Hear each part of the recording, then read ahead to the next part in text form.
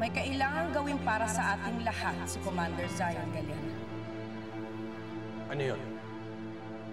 Kailangan mong magbitiw bilang pinuno ng Galactic Force.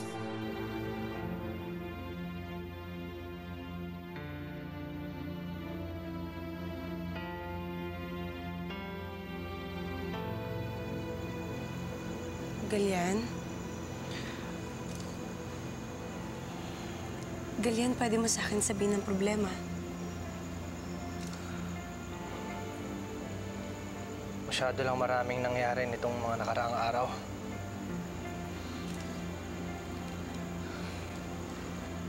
Nandito lang ako lagi para sa'yo.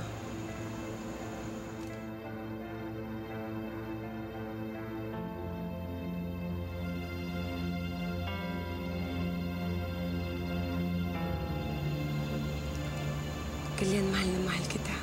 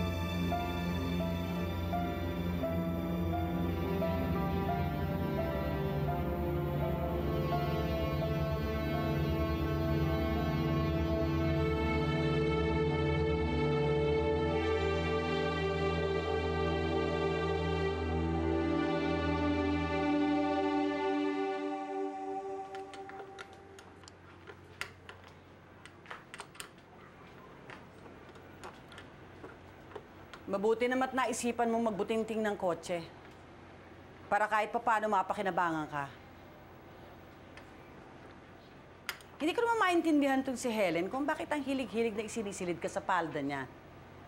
Eh, dagdag palamunin ka lang dito.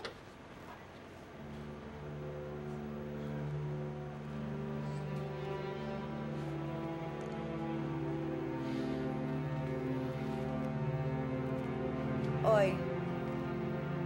Huwag mo ako tinitignan ng ganyan, hindi ako natatakot sa'yo. Manang-mana ka sa nanay mong pabigat. Ah! Tama na! Walang hiya ka! Walang hiya ka! Walang hiya ka, wala kang modo! Wala kang modo, palamunin ka lang dito! Dali lang. Huwag mong sasaktan si Ate Selma. Ha?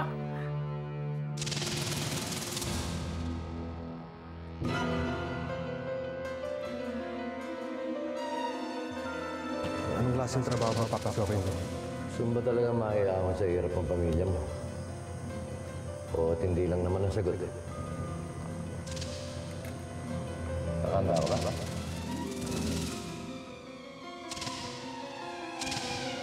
Saan nga pala? Nakakalimutan ako. Ninong! Ba't mo binaril? Akala ko ba kaliwaan? Mamamatay din ang kaso ni Alberto Lorenzo. Total, hindi na rin naman nagkakabul si Helian at ang mga anak niya. Basta't makakaasa kayo, sir, na hindi ako kakanta. Mabuti naman kung gano'n. Dahil ayaw kong malaman ni Halper na ako ang nagpapatay sa ama niya. Napakawalang hiya mo. Ayop ka!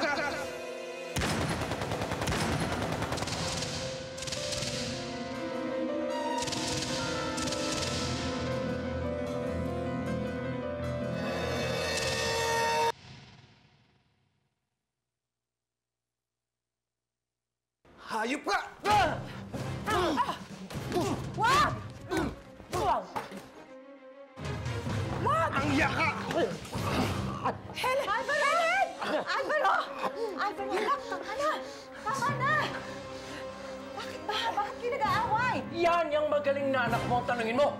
Bigla na lang ako sinuntok. Ba't mo ginawa yun? Yan lalaking yan! Yan ang dahilan kung bakit ako nawala noon! Pinapatay niya ako!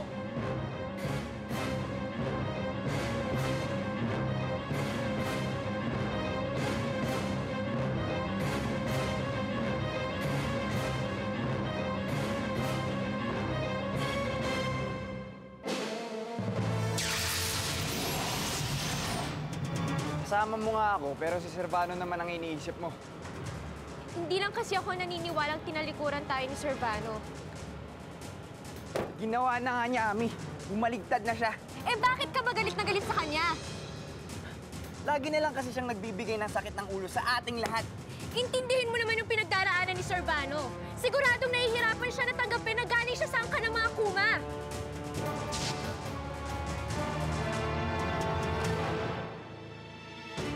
Ayun ang walimaw!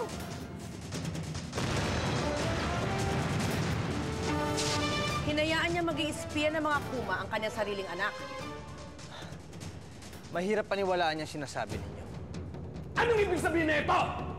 Nais mong idaan ito sa tamang proseso, hindi ba? Narito kami para arestuin ka sa sarang pagtataksil sa Galactic Force.